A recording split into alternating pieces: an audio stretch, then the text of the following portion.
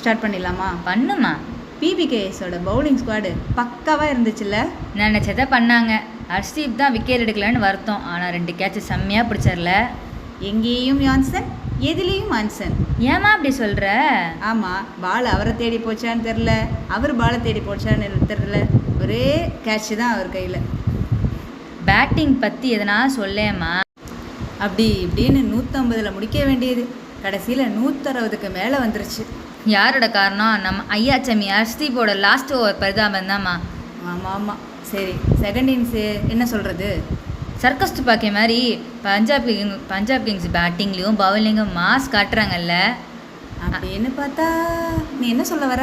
கமாலோட ரிலாக் தாம்மா ஞாபகம் வருது. நான் இப்படியும் போவேன் அப்படியும் போவேன்ற மாதிரி தான் இருந்துச்சு. பஞ்சாப் ஜெயிக்கிற மாதிரி போச்சு. அப்புறமா ஸ்ரேயாஸ் ஐயரோட விக்கெட்னால அப்படியே தோக்குற மாதிரி போச்சு. நல்ல வேலை காணல் இருந்தனால ஜெயிச்சிட்டோம். இல்லைன்னா என்ன இருக்கும்?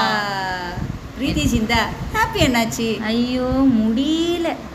அவங்க முகத்தில் சந்தோஷத்தை பார்க்குற சந்தோஷமாக இருக்குல்ல? இருக்கும். சரிப்பா, முடிச்சுக்கிறேன். பாய்.